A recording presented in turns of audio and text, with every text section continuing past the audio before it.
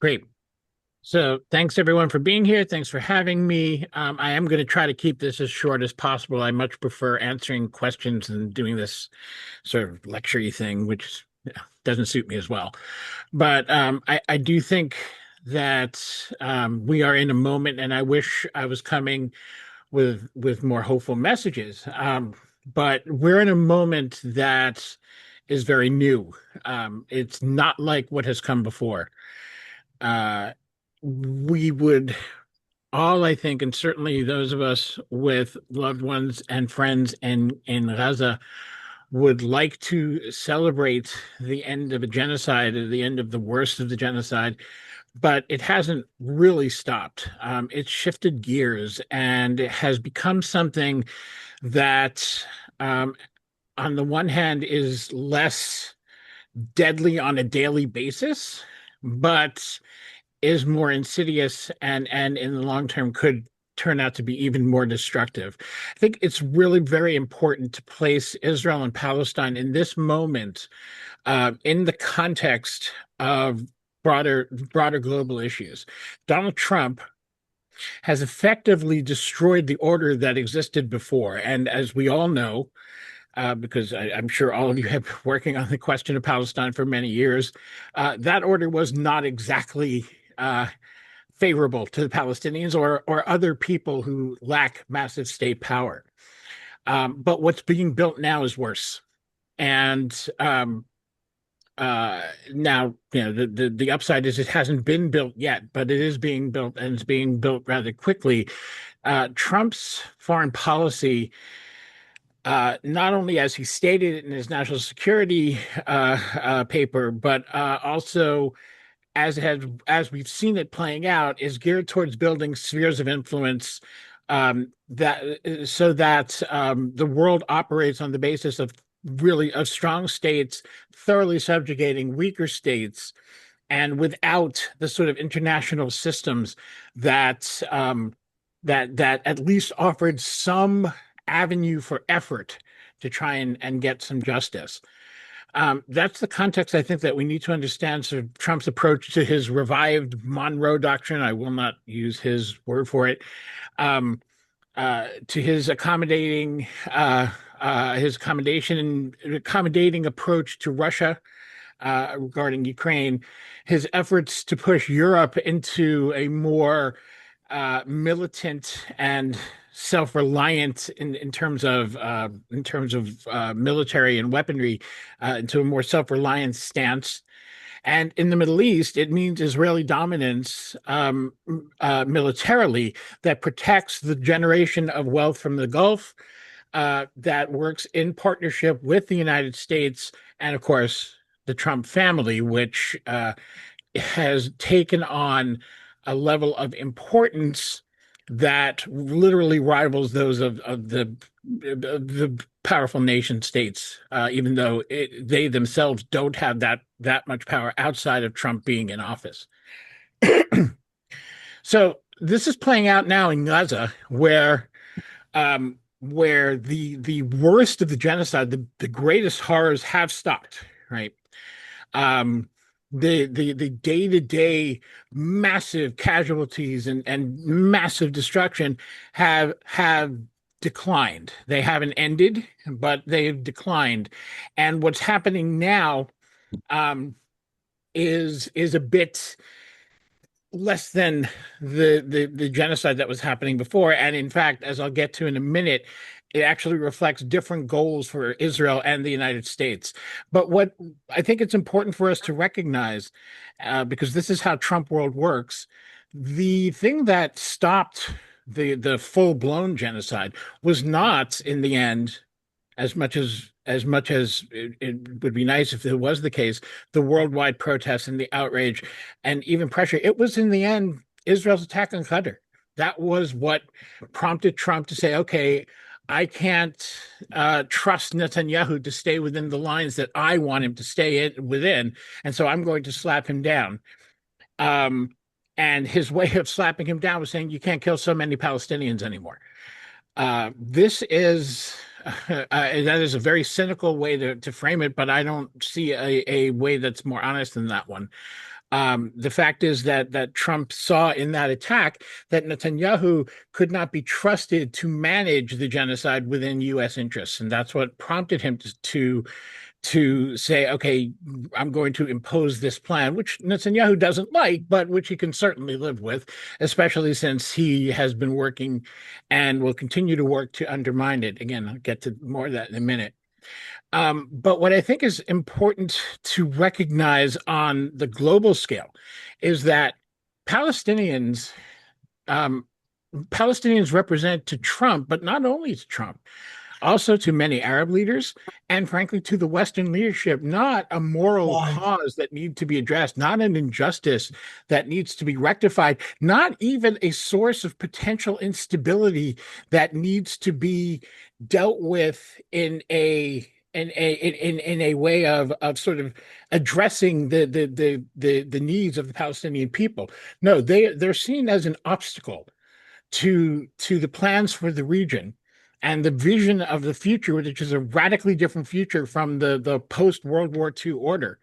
And Palestinians in Gaza, in particular, need to be removed as a force in that sense. So how does that play out in the real world? Well, since the end of the full-blown genocide, we know Israel has continued its attacks. We know they've continued to target civilians. We know they've killed hundreds of Palestinians, injured over I think the last count was over 1,400 more. They have not permitted anything like the level of humanitarian aid that they committed to. They have not allowed Palestinians to even build shelters against the winter. So Palestinians are dying from exposure to the elements, including newborn Palestinian babies, and we hear nothing.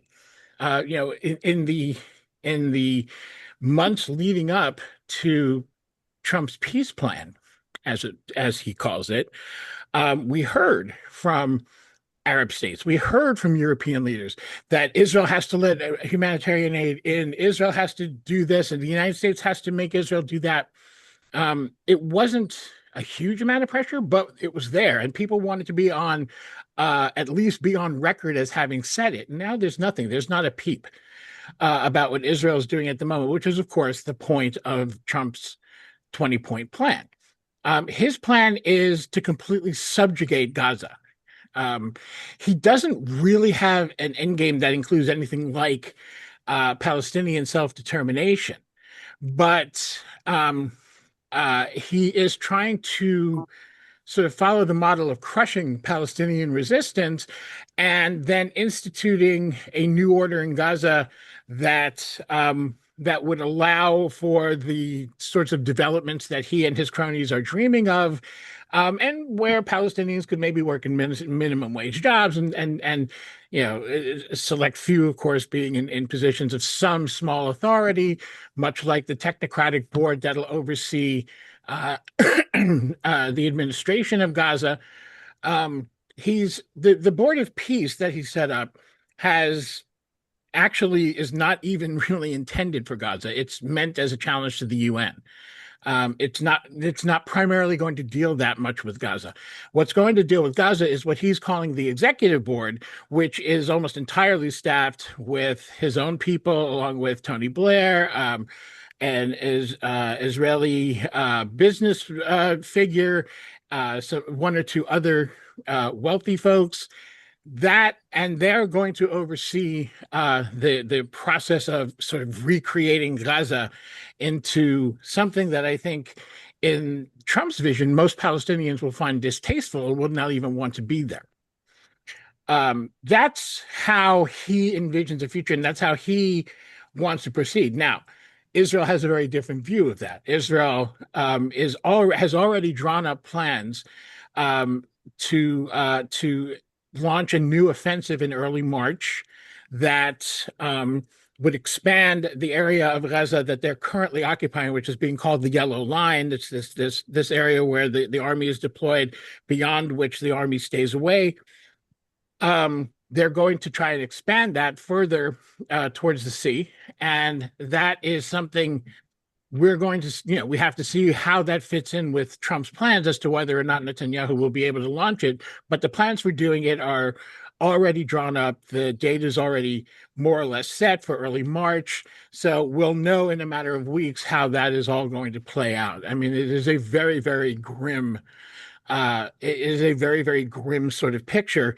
The Trump plan itself is moving along in fits and starts. He's named all these people, and there's been all this sort of drama, but there is no mechanism for the so-called stabilization force. There still are no states that really want to be there because they have not received assurances from the United States that they would be a peacekeeping force rather than a peacemaking force. In other words, nobody wants to go in to Gaza and try and disarm Hamas. Hamas, for its part, has actually indicated a willingness to discuss decommissioning their weapons, not giving them up, giving up some of them, but making sure that they themselves are still armed. And there's a number of reasons that they are very insistent on that. The obvious one is, of course, some defense against an Israeli attack, although, again, as we've seen over the past couple of years, there's not a lot they can do, armed or not, to really defend against Israeli attacks.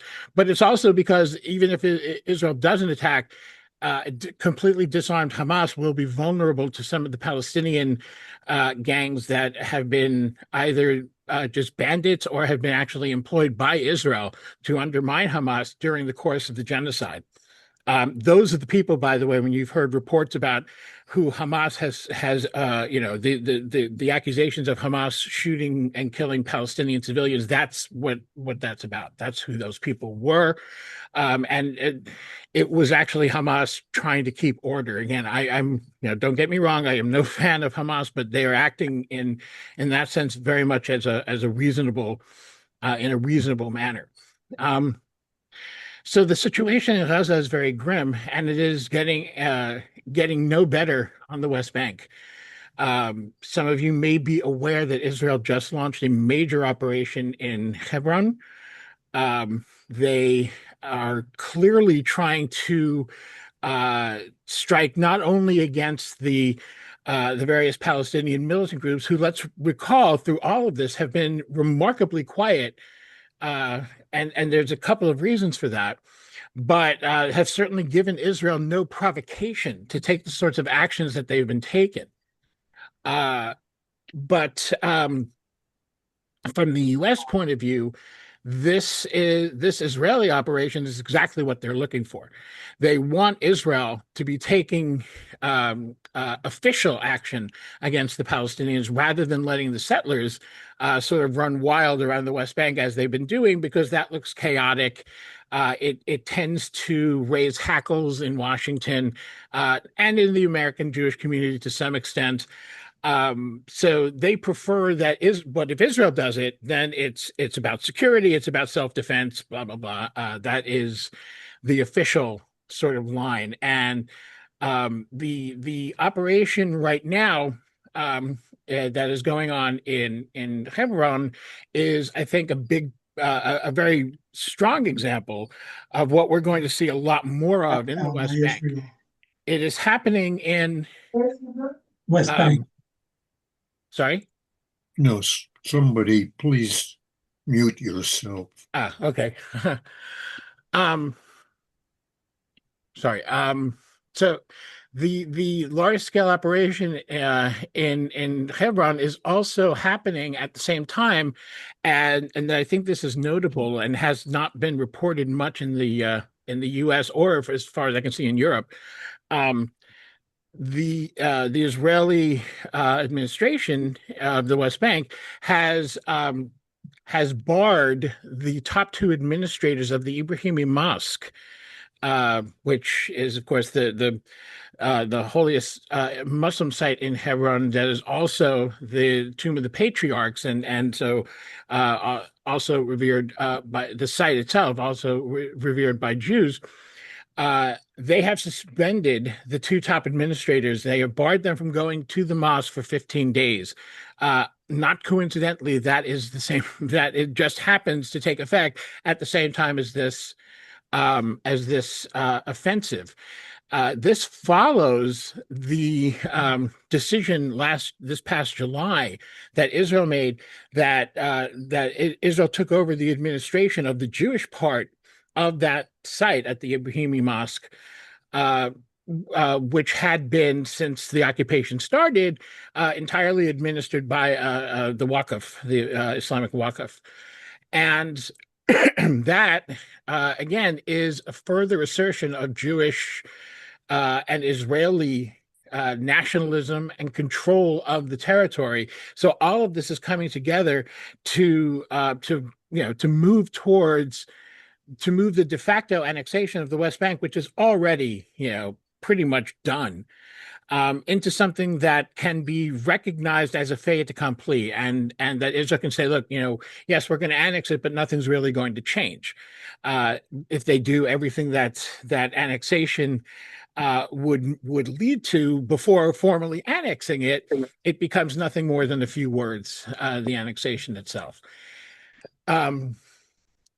This going on, I think, is again an indication of how successful Donald Trump has been in rewriting the rules of the game, because this is all happening with the full knowledge of the United States, and nobody's saying a word, and that silence is bipartisan. Even the progressive Democrats who are trying to say something about Gaza can't, they just don't have the political space to also try and take this stuff on the West Bank, and so they focus on the settler attacks, which is an easy target and doesn't really mean much of anything. So Israel is asserting its control more and more on the West Bank, and I think it's really important to note that they're doing that with the full cooperation of the Palestinian Authority. The Israeli military just put out some figures that talked about how what they call terrorist attacks, and let's remember that a terrorist attack, by Israel's definition, includes attacks on occupying soldiers, defending oneself against settlers. Pretty much any action that is not laying down and dying taken by a Palestinian is called a terrorist attack in Israel. But and there's also real offensive attacks. All of that is down 75% in 2025 from the previous year. So both years filled with genocide, and you see the difference, and that the IDF itself says is because of the Palestinian Authority, because of the work the Palestinian Authority has done in helping Israel in this regard. And at the same time, another figure that comes along with that is a large increase in the number of prisoners that Israel has taken in that same period of time, again, over from 2025 over 2024. So what does that all tell us? Well, it tells us that there is a regime that is being instituted in Palestine that is leading towards an annexation of the West Bank, and is leading towards cutting Gaza permanently off from the West Bank. So Gaza will be some sort of separate entity. We know that even though Israel talks about settling it, it is probably not going to want to try to annex it. The West Bank is a very different story. So Gaza would exist in some limbo. The West Bank would become part of Israel. And the idea behind all of this is that Palestinians will either be encouraged to leave, have their second-class citizenship or second-class residency or life under occupation reduced even further, and or they'll be killed. That is certainly how Israel sees it. I don't think the United States has thought it through that far. I don't think they care that much. But it does speak a little bit to the two different approaches that the United States and Israel are taking. So some of you may be aware that Netanyahu was kind of a big deal about having, quote unquote, an argument with Trump over the composition of the Board of Peace and the executive board and et cetera, of the people in Gaza. But it was very telling to see what Netanyahu said. He said that he argued with Trump and he stood up to Trump and he told Trump, "I will not have any soldiers from Qatar or Turkey in Gaza." Well, nobody's talking about at this point. No one's even talking about any troops in Gaza. They haven't gotten to that point yet. They haven't gotten to the point of trying to assemble that stabilization force. Qatar is not really interested in sending troops into Gaza. Turkey probably wants to, but the United States has already kind of said that, yeah, let's skip that, but we'll let you be part of the uh, uh, board of peace and executive board so that you'll have a hand in helping to run Gaza in that way. Um, so there is a disagreement because Netanyahu basically wants to finish the job he started. He wants to finish the genocide that's been going on for the past 2 years and essentially massively reduce the population of Gaza either by killing people or by driving them out to Somaliland or wherever else that he can get them to go to. So it's a slightly different approach because Trump has kind of backed off of that because he found it to be too unmanageable, too unwieldy, and led to Netanyahu pursuing too much adventurism. So, but that's in the end, it's a minor disagreement, and it hardly makes much difference to the Palestinian people in Gaza. It either way, and whatever comes out of that, and Netanyahu will probably end up getting his way. It just spells just a horrible outlook for the Palestinian people. Um, two final points I want to make. One is that there's a strong thought that one restraining element on Israel is the desire to find an agreement and a normalization agreement with Saudi Arabia. And that is definitely something that the United States wants. Frankly, the United States wants it more than Israel does or the Saudis do, because it helps to consolidate American control over the region. That said, since it's not as nearly as big a priority for the Saudis or the Israelis, it's not something that they're going to go too far to try and make happen without enormous pressure from the United States, which so far has not been forthcoming, and that's probably for the best. The Saudis are one of the few holdouts that have any incentive to really try and do something for the Palestinians, or at least not appear to completely abandon the Palestinians, because the Saudis have a particular position in the Muslim world because of Mecca and their custodianship and their position that they value very much as Muslim leaders in the globe. So they are much more reluctant than many other Arab leaders to completely abandon the Palestinians. Um, the and Now with Israel, there could be a change if elections happen, but I think it's important to not put much stock in the Israeli elections that will happen at the latest in the coming fall. First of all, Naftali Bennett is on a policy level no better than Netanyahu. He's just less corrupt. In other words, he is just as much of a nationalist, just as much of an ideologue, but less somebody who can be bought. In some ways, that might even make him worse. He is subject to, he's less subject to far right pressures from people like Itamar Ben-Gvir and Bezalel Smotrich. But he's got plenty of right wingers in his own coalition. And again, he himself represents the extreme right of that coalition. So it won't make him inclined towards better policy. And because he is not going to try and give voice to the real wackos like Ben-Gvir, he will be much more palatable to the United States and Europe, and they will be even more accommodating to him than they've been through Netanyahu. So protests will be even more muted. That's if Bennett wins. Netanyahu has seemed like he was going to lose his position several times already, and he hasn't.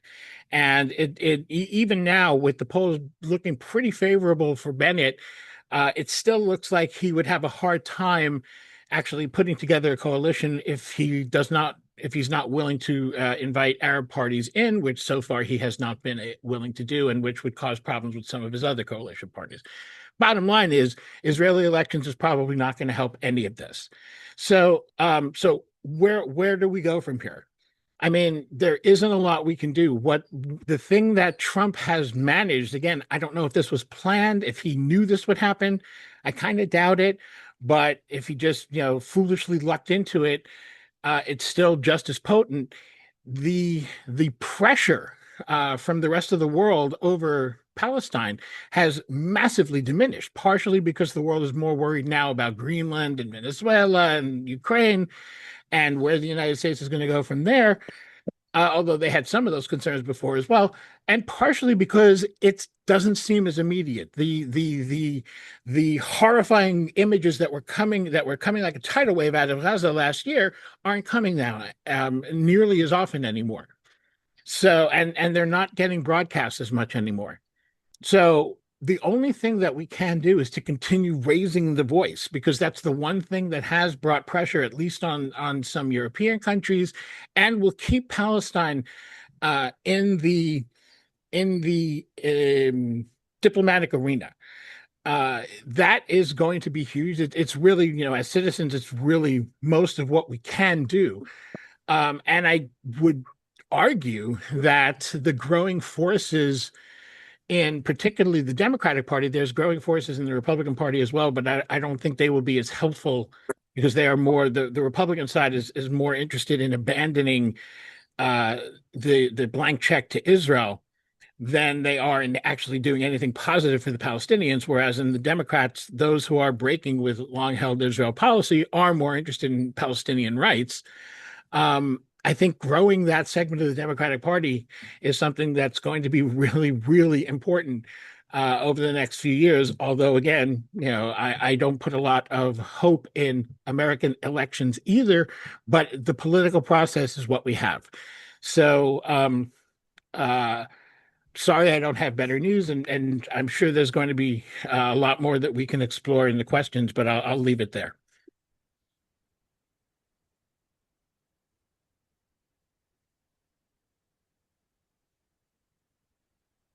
Farrell, if you're talking, you're muted. Would you like to comment on the situation with Iran? So I would like to, but I'm reluctant to because we just don't have enough information. And right now, Iran has so the Iranian government has successfully moved the issue of the protests in Iran out of Western and American headlines simply by cutting off the internet. The internet is still cut off. We're still not getting fully reliable information. We're getting some. They've listed some of the blackout there, but we're not getting enough information to really know what the status is. So that being said, here's what I can say. Um, the the Iranian people were pretty clear about rising up and really trying to register some complaints against this government. Where it went from there, again, we don't have the full picture. There's a lot out there about potentially American interference, which I think is not there. The Americans have not done a good job of infiltrating Iran, but the Israelis have. And how much did Israeli agents who we know are there? Israel is claiming that they had a lot to do with this. I think Israel is way overstating how much they had to do with it, but I do think that the turn towards greater violence in Iran might have some strong Israeli roots. We don't know. We just don't know enough about what's happening there.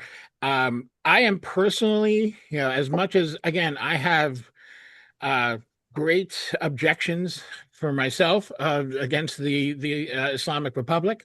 I find it to be an oppressive theocracy, terrible human rights abusers. And it looks like from all indications, it looks like they've slaughtered thousands of protesters in this current uprising, many thousands.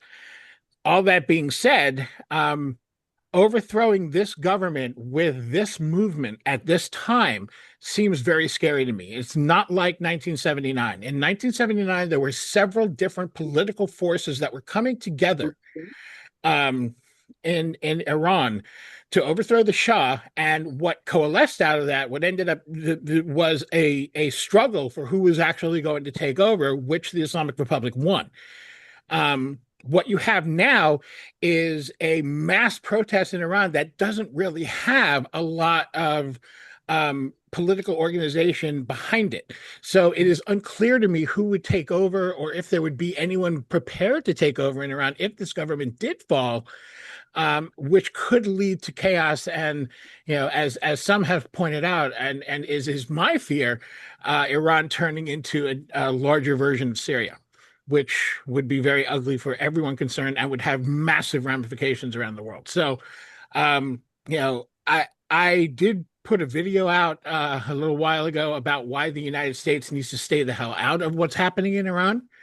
I stand by that. I don't see any role for the United States in this that's positive. I don't see any role, certainly, for Israel that's positive, and Israel doesn't really claim that it has any positive role to play. And in the end, it's really about where do the Iranian people go from here, and can they withstand the response that has been really, really harsh from their own government. We have some questions, Mitchell. One is from Mark Rylance. Why isn't there a stronger liberal opposition to Bibi and the right wing? Can I ask, do you mean in the world? Do you mean in the United States, or do you mean in Israel? In Israel. Well, I think first of all, plenty of people in Israel hate Bibi. That's number one. Let's keep in mind, the Likud right now is actually polling neck and neck with Naftali Bennett's revived party. So and that's really because of Netanyahu. Even people who support Netanyahu don't like him. They see him as corrupt. They see him as many, many things, but they also see him as an accomplished statesman, somebody who has dealt with world leaders for a long time, knows them, knows the playing field, knows what he's doing, and frankly, from a right-wing, center-right, and even centrist point of view, has done a pretty good job of advancing Israeli interests for the past, 2 decades plus, really. So the power that Bibi has is that on top of all of those things, he is somebody who thrives on Jewish fear. He thrives on Jewish fear around the world, and most certainly in Israel. And there's a lot of that going around these days. There's a lot of it in Israel, especially, after October 7th, but even before. There's certainly a lot of it around the world, in Jewish communities everywhere. Jews are scared. Often those fears, in my view, have been exaggerated by this campaign to paint anti-Semitism as all opposition to Israel, which makes anti-Semitism look a whole hell of a lot bigger than it really is, although it really is a problem. Israel, Israelis from the beginning of the state have been raised on the idea that they're a tiny state that's under siege, that is threatened. Israelis still do feel that. That's still a real thing. It seems from the outside insane because of the military dominance that Israel has, but it only goes to show that military strength does not actually bring security. It may enable you to destroy your enemies. It may enable you to commit genocide. It may enable you to take cities and reduce them to rubble with all the people still inside them. You can do those things, but after you do them, you wonder who's going to come at me next. Who is going to come at me for doing that? I think, and that is the atmosphere that somebody like Netanyahu absolutely thrives in. So the fact that he is even in danger now of potentially losing the election is because of A, his corruption, and B, his failure on October 7th. To prevent that attack. Those are the two things that are dogging him. But I would argue, I think that that the mindset of insecurity even for those who consider themselves otherwise liberal, is exactly what Netanyahu needs. Okay. Joyce Lynn asks this. It's unbelievable we are at this point. No one would stop this, even when Israel violates the ceasefire. Is there any hope, way something could happen at the UN or somewhere to stop this insanity? Imagine a miracle. What would it be? I mean, I think the miracle, frankly, is people opening up their hearts and seeing that Palestinians are human and that Palestinians matter, because that's what we really have come down to. And it's not only Palestine, it's not only Israel, it's also Iran. It's also Syria. It's also Sudan. I mean, we can look and see so many different places around the world where horrible, horrible things are happening. And the rest of the world, lets them happen because it's happening to them. And the worst thing is that it's being pursued by very powerful forces, whether it's the United States, Israel, the United Arab Emirates, whomever it might be, Russia, whoever it might be. And in order to take those powerful forces on, you have to take risks. You have to be willing to confront Donald Trump. You have to be willing to confront Joe Biden, and you have to be willing to say, this is genocide. It has to stop. And if it doesn't stop, we're going to do something about it. We are going to stop doing business with you. We are going to stop, buying your goods. We are going to stop selling you weapons. There's so many different things that people can do, but if they do them, it will carry consequences for them. And unfortunately, um, for most people who don't respect the humanity of Palestinians, it's simply not worth it to them to take that kind of chance. So I don't know what the miracle is. The United Nations is becoming more and more irrelevant on so many levels. I mean, they actually endorsed Trump's plan, which was a devastatingly stupid thing to do for their own interests. It undermined the UN completely, and Trump, frankly, came out of that, and then he showed you this Board of Peace. And if you read the declaration, as I have, the Constitution of the Board of Peace, you see it never even mentions Gaza, Israel, or Palestine. It's about challenging the UN itself, and the UN gave its imprimatur to this organization, to this new entity. The UN Security Council gave it its blessing. So when you're going to be that suicidally stupid, I can't really, even as a miracle, I can't see the United Nations doing anything about this. The only thing that has proven effective, and it's been very limited in its effect, is popular protest that has forced governments to change their views.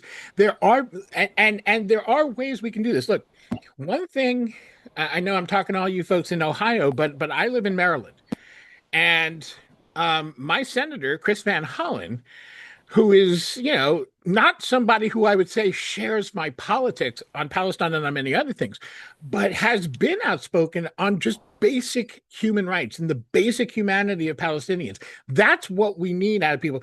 I don't need, at this point, politicians to go all gung ho against Israel and Netanyahu's evil, and because that's so that even a miracle wouldn't do that. But if you can be like Van Hollen, if you can be like Bernie Sanders and say, and just put out there that this is intolerable, these human rights abuses have to stop, and actually take some action around it, which both Sanders and Van Hollen have tried to do. It's just, one senator can't do a whole lot. That is a potential way forward in changing the politics around this question, which have changed to some degree. It's just that now, the response to that change and a few other changes has been from Donald Trump, Benjamin Netanyahu, and others to try and cut popular influence out of politics entirely. So, it's all, everywhere you look, it's an uphill battle. But But all we can do is continue to try and just raise a voice that says, "Excuse me, these are people, and what's being done to them is no is unacceptable, has to stop, and is no different than if it was being done to me." But unfortunately, we don't have enough people doing that. Just a quick break. Becca, please uh, mute yourself, and Michael Liebert, please mute yourself if you're not speaking, because your image appears when you're not speaking. Please mute yourself. Okay, there's a next question is from Tom Hayes. Mitchell, please comment on the demolition of the UNRWA compound in Jerusalem.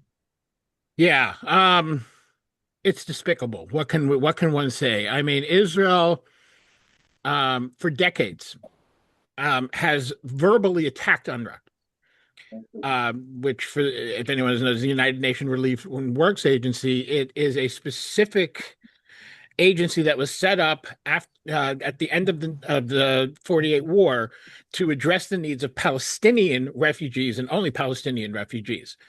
Um, Israel has verbally attacked it for decades, but always stopped short of actually taking steps to eliminate it, because before they were concerned that without UNRWA, they'd have to actually provide for the Palestinians. Now, since they're just trying to starve the Palestinians and make no bones about it, which is a little bit different from what it was before, they're willing to get rid of UNRWA. And how have they done that? Well, um, and I've written now two papers about this. They basically spread the Israeli government and pro-Israel organizations like UN Watch and some others, basically just spread lies about UNRWA and said that UNRWA was involved in October 7th, that UNRWA encourages violence, Palestinian violence against Israel, et cetera, which is completely false. It is completely untrue. Um, but they said it over and over, and they published these papers that I have debunked. You can see it if you go to Cutting Through, that Farrell mentioned earlier, mitchellplutnik.substack.com. You can see I took 6 of their papers and just completely debunked them. But it doesn't matter, because what they do is they throw out more and more of these sort of papers that really that are all innuendo or outright lies or misleading language. But if you do it over and over and over again, people believe it, including world leaders. So that's happened. Now, the Israelis have gotten to the point where UNRWA has been banned from Gaza. UNRWA cannot do, they still run schools in Gaza, but they can't participate in humanitarian relief efforts in Gaza, which is a real problem, because UNRWA is the only one in Gaza that has the infrastructure to deliver relief to an area that is so completely war torn. No one else has the infrastructure to do it. So other groups are trying their best, but and Israel's increasingly banning them too. The destruction of the UNRWA building in East Jerusalem, which is an attack on UNRWA's educational facilities, is more symbolic than anything, but it's a huge symbol. It is basically Israel saying the UN entirely is not welcome here. It is a blatant disregard of international law. It is Israel thumbing its nose at the world. And once again, nobody's saying a word outside of the UN. The UN, of course, has been, raising objections, but nobody else is really complaining about it. And so Israel gets away with it. Not just gets away with it, but actually causes the UN to look like a clown show. And not just UNRWA.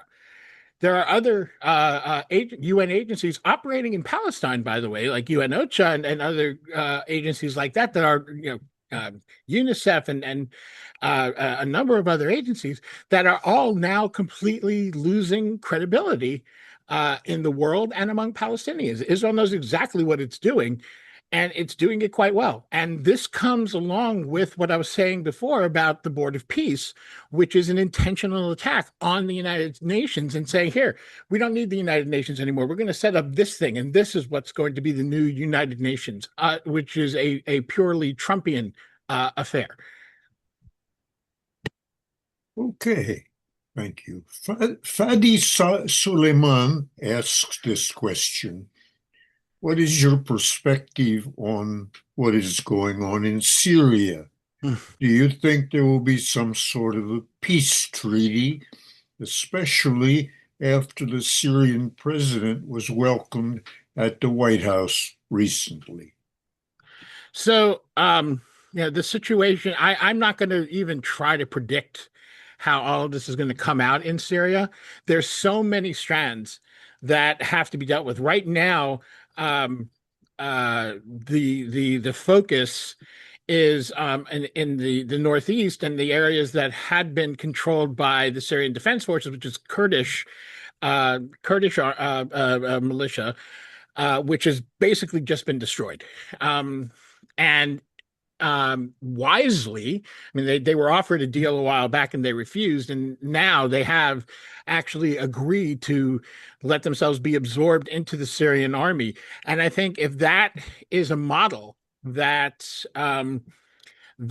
al-Shara wants to pursue with other minority groups, where he specifically did issue a decree that Kurds were not to be persecuted or discriminated against, and he said that they are free to teach their culture and history and language, and it's actually a pretty big step. Not, but it comes at the price. It comes at the price that many Kurds were hoping to find an autonomous state, and they were pretty close to one.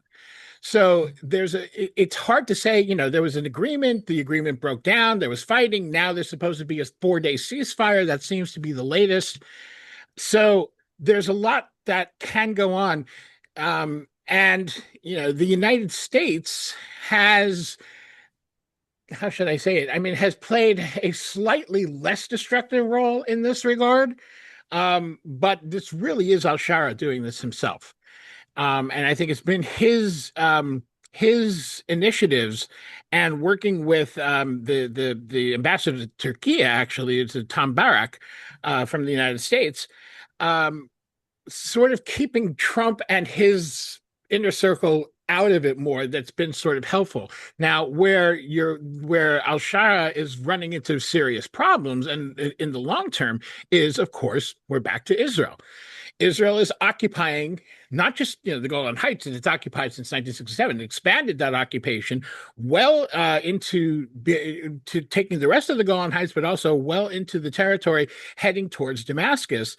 And while there's negotiations and talks about how they're going to have a relationship and how they're going to sort of work together, Israel's been pretty steadfast about not leaving.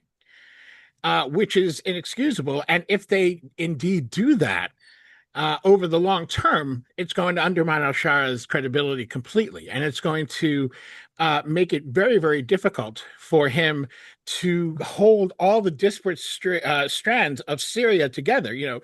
Before the uprising in 2011, Bashar al-Assad did that with an iron fist, as did his father, Hafez al-Assad, as did the Syrian president before him.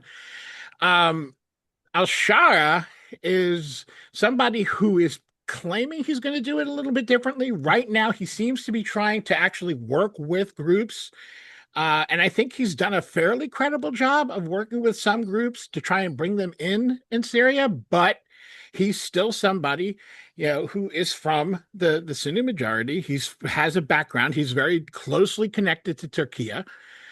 There's a lot there that works against him in terms of his credibility if he wants to actually be trusted by minorities in Syria who are understandably quite nervous. And Israel's doing nothing to help.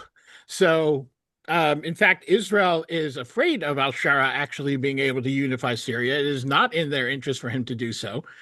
The United States does want him to do it. So, that's another place where Israeli and American interests are diverging. And because Syria is not a super high priority for the US, they're not putting any pressure on Israel to do anything more than find some accommodation with Al Shara, which mostly covers things like diplomacy, diplomatic relations, and trade relations. I missed a question earlier that had to do with your comments earlier. It's from David Mandel. He says, what's your source for planned Gaza escalation in March? I haven't heard about it. I would have to look back. It's been reported in a number of different media that Israel has developed this. It was certainly in the Israeli media, but I'd have to look back to see exactly. This has been out. This was several weeks ago, so I don't remember specifically where I heard it and where I found it. But it's there if you look for it. It may only be in the Hebrew media. I'm not sure. By the way, hi, David. Okay. Mark Rylance asks this. Do you think Mamdani's support for Gaza can and should be replicated by Democrats at all levels, federal, state, and local? Wouldn't that be valuable in mobilizing the youth vote? Um, so a couple of things. First of all, Zohar Mamdani, who I absolutely love, I am a big fan. But Zohar Mamdani is the mayor of my hometown, New York City. He doesn't really have a lot to do with Israel and Palestine, which is something that I think is important and when we're asking this sort of question. New York is its own entity, and a lot of people voted for Mamdani. I think Mamdani got a ton of support because of his support for Palestine among, as you say, younger people. But a lot of people also voted for Mamdani because they said, I don't agree with him on this, but who cares? He's the mayor of New York. It has nothing to do with Israel and Palestine, which is correct. It doesn't. Um, when we talk about the issue of Gaza, look, I have written several pieces about the role that Gaza played in Kamala Harris's shameful defeat. She very and what I've stressed about that is that there was a very strong sense in the Democrats, among young people, among progressives, among all the people who might not have gone out to vote. This is the key thing that Democrats keep missing. There are pro-Israel Democrats who might have been really angry at Kamala Harris if she had come out and said free Palestine in some Democrat language sort of way. But those people were still going to vote for her. This is where the Democrats really get confused. People who vote Democrat do not vote based on Israel. They don't. They vote based on more than anything else the economy. To the extent that they vote on foreign policy, it's about American interests, not based on Israel. The only people who really vote based on Israel are Orthodox Jews and dispensationalist Christians, Christian Zionists, as we call them. That's who votes based on Israel. None of those people are voting for the Democrats, no matter what the Democrats do. So what Harris missed was not only the shift among the youth and the growth among progressives who for youth they just were like, wait, Israel sucks, and for older people who had probably been progressive except for Palestine, the thing that inspired the title of my book, or had basically been liberal Zionist or however you want to phrase that. They saw Gaza and they said, we can't support this. We shouldn't be supporting this. They may blame Netanyahu more than Israel, but they had a problem with that. There was a lot of that in the Democratic Party, and Harris ignored it. Harris just said, I don't care what you say. I'm going to go after the pro-Israel support. um, I am not going to break from my boss on this. And it cost her the election, partially because of the issue itself, but also partially, and I think in maybe even in greater measure, because voters looked at her and said, "You're not listening to us. You're not hearing us. So why the hell should we vote for you if you don't give a damn what we think?" That was the message she sent out, and that would have been true and I think it was true on a number of issues, not just Gaza. So when we think about should every Democrat take up Zoran's line, look, there's definitely places that'll cost you an election in this country. There are definitely districts it will hurt you to take up Zoran's line. There are districts that Democrats have to be pretty conservative to win. There's no, we have 435 congressional districts. There's no one size fits all. Even Republicans have some exceptional districts that are a little different than the other ones. Just ask Thomas Massey. But that's much more rare. Democrats, it's much more diverse. You can't have a one size fits all. That being said, I think it's pretty clear, and I think there are Democrats that are seeing this. There's more and more. We're seeing not just Democratic candidates, but even some incumbents are changing their tune on Israel precisely for the reason that you're bringing up, because it's going to help them in the election. AIPAC loves to say that supporting Israel is good policy and good politics. It's neither. Certainly not among Democrats. So yes, I think that more Democrats should be questioning. I think we're already seeing it. We're already seeing more Democrats saying, I might be open to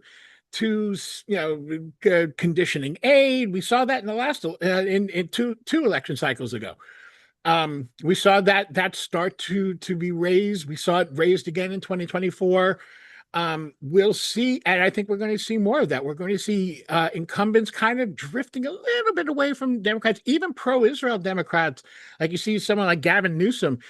Every time he's asked about Israel, watch him tap dance.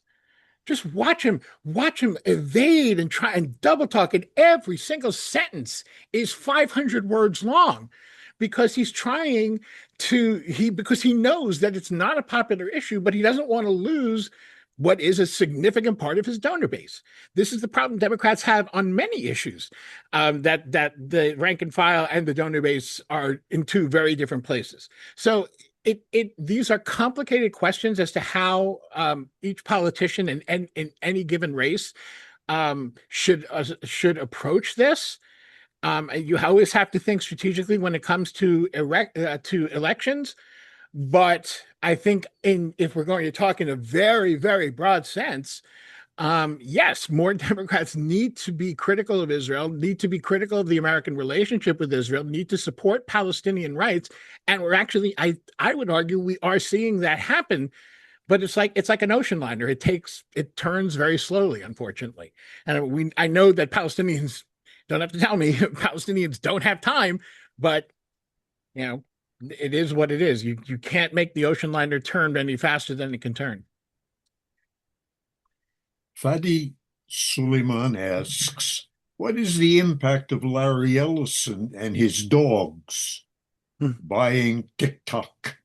So much of the narrative changed to pro-Palestine because of TikTok.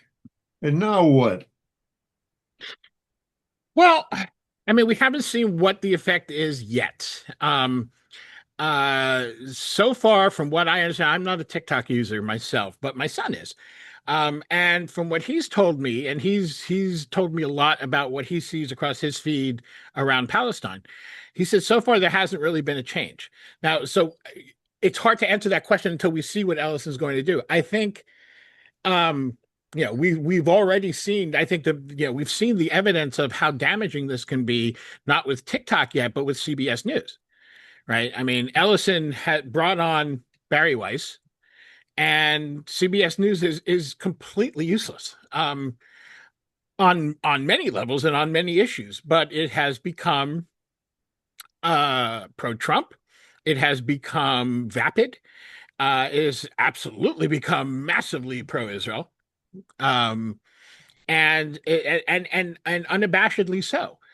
In many ways, it's worse than Fox News because it still has the reputation of being of being a news source, which for the most part, Fox News, unless you're, you know, a MAGA person, does not have. So I don't know the answer to that. I think if TikTok, I think, let me put it to you this way. I think Gen Z is pretty savvy from what I can see, and maybe I'm biased because my son is Gen Z, and I'm, and he really seems to get this stuff so well. But he tells me not just his perspective, but also his friends and what he sees online. I think they're pretty savvy, and I think if TikTok does, really start filtering out. I mean, they've done some. They were doing some all along to some extent, filtering out some of the information from Palestine. uh they will, there will be another source, something else will pop up, some other social media will come around. They'll use Telegram, they'll use something else, they'll use whatever else there's out there, something that maybe is new. We know, for example, I'm on Facebook because I'm old, and but I know not to use Facebook for any kind of information source. I'm on Facebook to, interact with people. And the amount of misinformation and disinformation that comes across my feed on, not just by the hour, by the minute, is staggering. It really is. And if TikTok starts to turn into that, I think Gen Z will pick up on it pretty quickly, as they did with Facebook. So, I think there's still a lot of hope there, but there's clearly an effort by the right, and it goes far beyond Palestine, to consolidate media and control of the media, and basically turn it into state television, which it was to some extent before, but has really gone into overdrive now. We all need to be aware of that. It goes well beyond TikTok. I wanted just two more questions, I think Sure. is enough. Mark Ryland says, what happened to European support for Gaza? You mean governmental support or popular support? Both, actually. Okay. So I think the popular support, the same thing that happened here, has happened to some extent in Europe. There's still rallies, there's still pro-Palestine rallies in Europe. Italy in particular is still very active. We have seen less of it in the UK. And I think that you look at the fact that several members of Palestine Action almost died in prison, might have a sobering effect on protest. And the fact that the police came and actually shut it down in ways that we saw to some extent here. I think it was even worse there. Germany also. So there's all of that. But also the same thing that I described in my talk, which is that the really huge horror of the genocide stopped, and the constant flow of images coming out of Gaza stopped. It became something more akin to what Gaza looked like. I mean, it's destroyed, so it's in that context.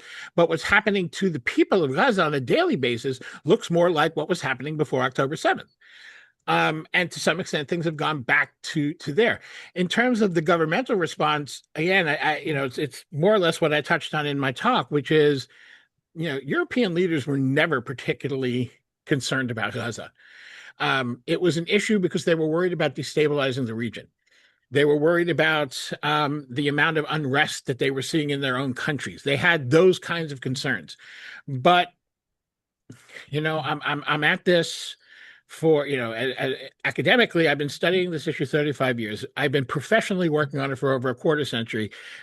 And it just never ceases to sicken and amaze me. People just don't see Palestinians as human. They just don't.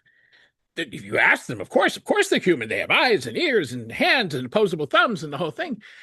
But they just don't see them as human beings. And that is true everywhere. Farrell mentioned that I just wrote a piece about Josh Shapiro and his ridiculous the stuff about that he accused. I actually had to defend Kamala Harris. It made me sick. But with Shapiro, part of the story is that it goes back to when he was a 20-year-old college student, and he wrote this op-ed.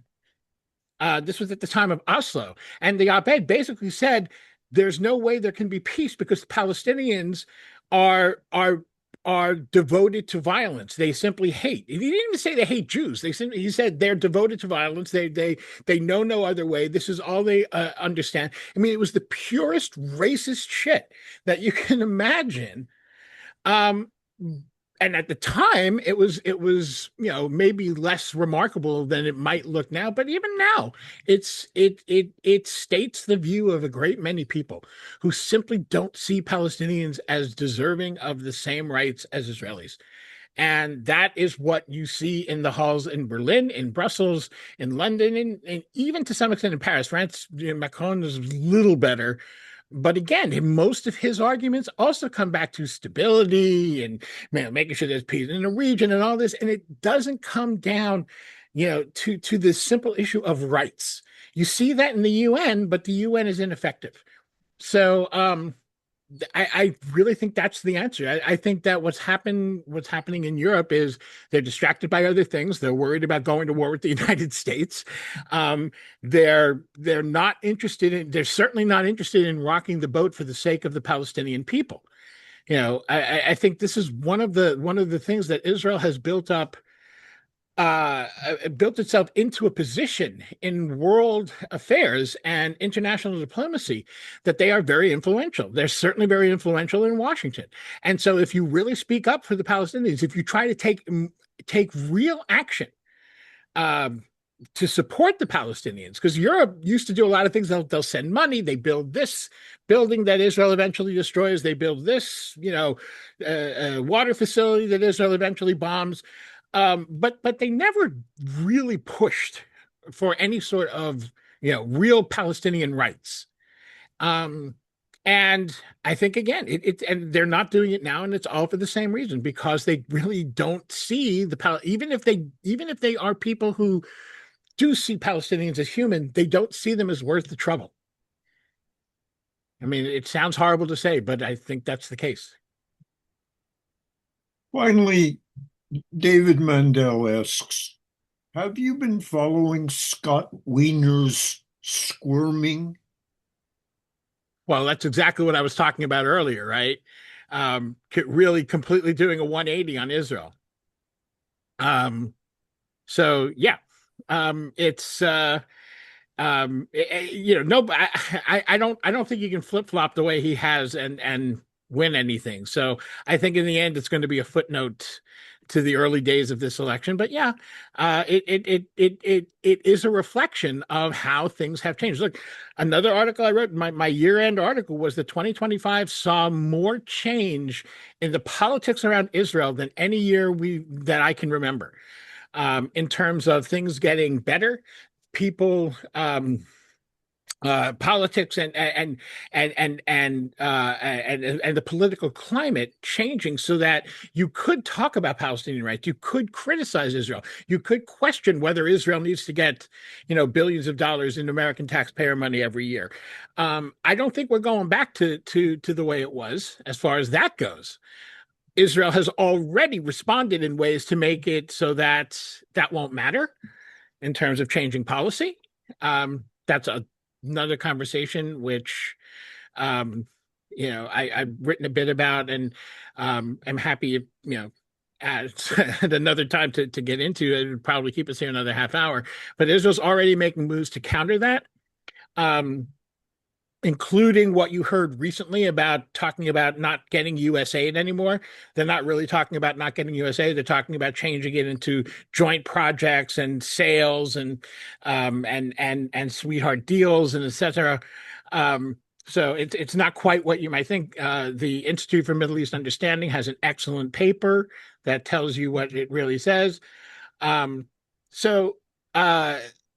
there is a positive change. And so what Israel and its allies in the United States are doing is they're trying to insulate themselves against the potential that Democrats take over, and at least the progressives who support Palestinian rights, somehow become the majority, actually get reflected in Washington, the feeling of the majority of the voters in the party. They think Netanyahu certainly thinks that's possible. I think it's possible. And so Israel's acting to insulate itself against that possibility. So that matters, and it's something to be that can be capitalized on. And in the end, I do think one thing about the Middle East in general and Israel Palestine in particular is that things happen you don't expect. I think something will eventually happen that we don't expect that will again be a shock to the way all of this works. And we'll see if we can take advantage of that. But that's why I opened this talk by talking about putting Palestine into a global context. I think we need to. I think we always need to see it within that context, because that's how we're going to come up with a strategy that takes advantage of opportunities when they arise. All right, everyone. If you've been as impressed by this incredible source of really good information, I really think you should get the podcast, Mitchell's podcast called Cutting Through. It's definitely worth it. And I want to thank you, Mitchell, very much on behalf of our chapter here, and we'll keep in touch. And Please. we really appreciate everything that you have done. If people have more questions that I haven't addressed, I'm not hard to find. You can go to rethinkingforeignpolicy.org. There's a contact form. Or I know, Farrell, you have my email. Connie, you have my email. So yeah, feel free. I'm happy to engage on this stuff. Thank you so much. And thanks everyone for joining us tonight. We appreciate that very much. So until the next time.